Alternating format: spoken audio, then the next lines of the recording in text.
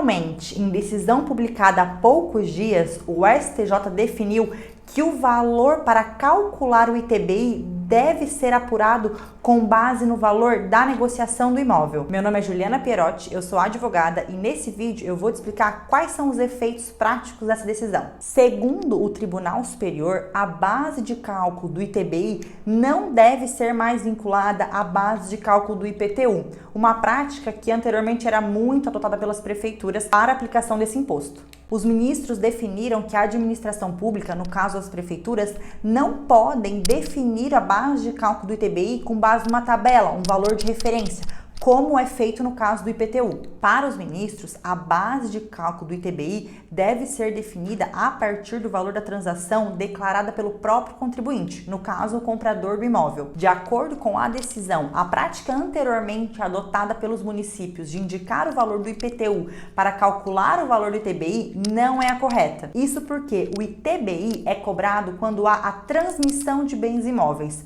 Já o IPTU tributa a propriedade desse bem. Segundo o ministro Gurgel de Faria, para lançamento do IPTU, o fisco tem por base uma planta genérica que é aprovada pelo legislativo local e que utiliza como aspectos metragem e localização desse imóvel. Já no caso do ITBI, como tem um negócio jurídico, um acordo de vontade entre duas partes, há uma série de variáveis que interferem no valor desse imóvel, tais como benfeitorias, aspecto como metragem, localização, estado atual de conservação do imóvel, bem como até mesmo interesses pessoais, tanto do vendedor quanto do comprador. Portanto, segundo essa decisão, o valor da transação imobiliária declarada pelo contribuinte, no caso o comprador do imóvel, responsável pelo pagamento desse imposto, é o valor que deve ser utilizado para calcular o ITBI. Segundo os ministros, o valor do imposto não pode mais ser apurado de ofício pela prefeitura, considerando que o valor declarado pelo contribuinte goza de veracidade, ou seja, que é condizente com os valores de mercado. Caso o fisco apure que essa informação lançada pelo contribuinte não seja verídica, ou seja, que os valores declarados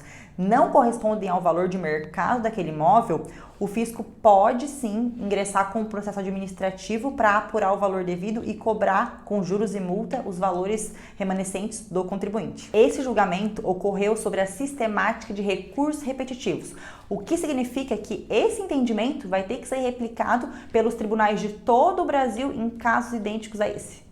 É isso.